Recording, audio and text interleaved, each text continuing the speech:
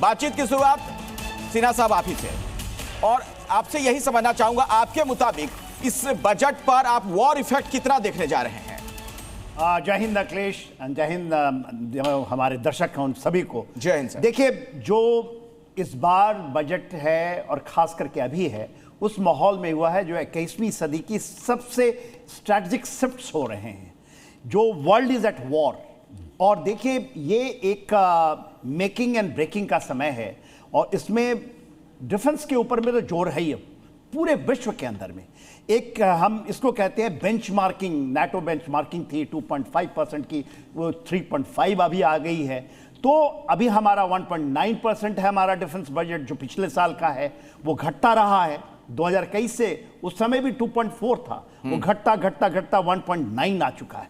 क्या इस बार 2.4? क्योंकि आपकी जो हमारी पार्लियामेंट कमिटी ऑन डिफेंस है, उनका कहना है 3% होना। बिल्कुल 3%। अब आप बताइए, 1.9 से 3% यदि आता है तो एक बहुत बड़ा उछाल होगा, और इसका कहीं ना कहीं ये इस बीच में फंसना बहुत जरूरी है, क्योंकि आपका making and breaking of a nation इस पर depend. We are at war. हमारे चारों तरफ से जिस तरह से हम घिर रहे हैं, और हमें खास करके जब आपको रिट्रीब्यूट करना है अपने स्ट्रैटेजिक ऑटोनॉमी को, आप किसी के साथ पीछलग्गू बन के नहीं कर सकते हैं, तो ये बहुत बड़ा है। और देखिए, डिफेंस बजट आपको एक बहुत बड़ा आर्थिक चीज भी मुहैया करवाता है। अमेरिका टोटल डिपेंडेंट है, आज वो विश्व की सबसे बड़ी अर्थव्यवस्था है, तो हम उसको कह के ये काट देते हैं कि मिलिट्री जो उनके डिफेंस का और ये है इंडस्ट्री है, ये एक इंडस्ट्री की तरह इस भारत को सींच सकता है। हाँ, हमारे सोच में बदलाव होनी चाहिए, क्योंकि डिफेंस को लेकर के हर एक अर्थशास्त्री भारत में कुछ उनकी नकारात्मक सोच रही है कि नहीं, होना ही नहीं चाहिए, हम तो बुद्धों का देश है, हमारे ऊपर युद्ध।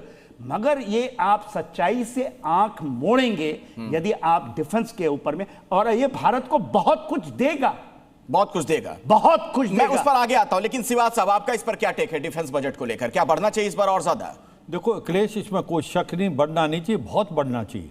ये सच्चाई है, पूरे देश के अंदर ये एक आवाज़ आ रही है, और आज वर्ल्ड में हर जगह लड़ाई का माहौल है। रशिया यूक्रेन लड़ाई हुई तो वहाँ पर ड्रोन्स आए, अजरबैजान आर्मेनिया से स्टार्ट हुआ था, आप देखें कि ड्रोन्स के साथ साथ लॉटरिंग अम्यूनिशन आया, मिसाइल आए, रॉकेट आए, इसके बाद इजराइल हमास हुआ, अब ईरान पे हमला कभी भी कर सकता है अमेरिका। और इधर आप देखें, चीन जो है वो अग्रेसर होता ही जा रहा है, वो अपना करीब 4% ऑफ GDP खर्च करता है अपने डिफेंस में।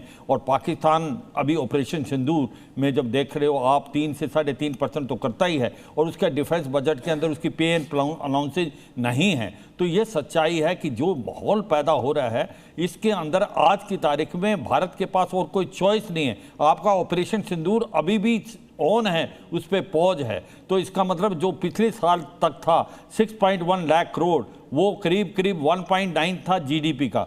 आज वो, जैसे सिन्हा साहब बता रहे थे, पार्लियामेंट की जो स्टैंडिंग कमेटी है उसने भी, जो डिफेंस के ऊपर है, उसने भी ये कहा है कि 3% मिनिमम होना चाहिए। और ये सच्चाई है कि 3% मिनिमम होना चाहिए, मतलब कम से कम हो। बिल्कुल बिल्कुल। मैं कुछ और बताना चाहूँ, मैं ये कहना चाहूँगा, आप देखें माहौल पूरे वर्ल्ड में, जो यूरोपियन कंट्री किसी समय 2% भी GDP का अपने डिफेंस में नहीं खर्च करते थे, उनको पहले 2% किया, आज वो 5% के लिए अग्रसर हो रहे हैं।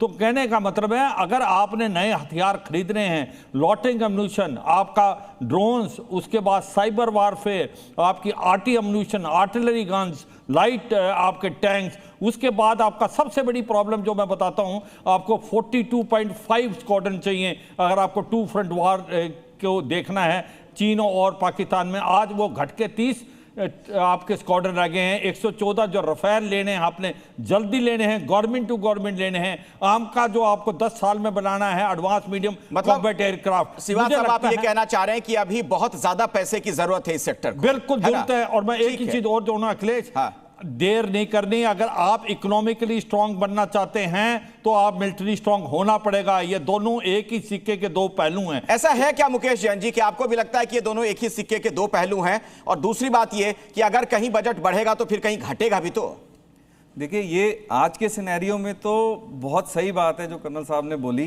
कि एक ही सिक्के के दो पहलू हैं, क्योंकि आज अगर हमारे पास में सिक्योरिटी नहीं है तो हम डेवलपमेंट की तरफ जा ही नहीं सकते हैं। अगर हम सराउंडिंग की बात करेंगे, हमारे पूरे श्रीलंका है, बांग्लादेश है, पाकिस्तान है, आप देखिए हम चारों तरफ किस तरह से घिरे हुए हैं, जहाँ पे कोई सर्टेनिटी नहीं है। हमें ये नहीं मालूम हमारा कौन दुश्मन है और कौन दोस्त है। तो हमें अपनी सिक्योरिटी खुद करनी है। सरकार और डिफेंस को अगर ये लगता है कि बजट बढ़ना चाहिए तो बिल्कुल बजट को बढ़ाना चाहिए, इसमें कोई कोताही नहीं होनी चाहिए। हम सिक्योर्ड हैं तो हम डेवलप भी हो जाएंगे, और हम डेवलप हो रहे हैं, तो वो उसमें और उसका इम्पैक्ट भी देखिए पड़ेगा, बिल्कुल पड़ेगा। अगर हम पिछले बजट की बात करें तो पिछले बजट में एक आम जनता को राहत दी गई थी, स्लैब को घटाया गया था और 12 लाख तक की इनकम को फ्री किया गया था। बट आज उसका बजट का इम्पैक्ट अगर आप देखेंगे तो एक मिडिल क्लास को छोड़ के जो भी हमने छूट दी थी वो एज इट इज रहेंगी। कोई नई छूट की कोई संभावना नहीं है, कोई उम्मीद ना करे कि किसी को नई छूट मिलेगी। हो सकता है नए सेस, नए लेवीज आए इसके ऊपर, बट मतलब लोक लुभावन नहीं होगा बजट, ये लग रहा है आपको? समाज से फिर भी बना के लोक लुभावन जो कहते हैं वैसी तस्वीर नजर नहीं आएगी। नहीं आएगी सर, बिल्कुल नहीं आएगी। मैं उस पर बाद में आता हूं, लेकिन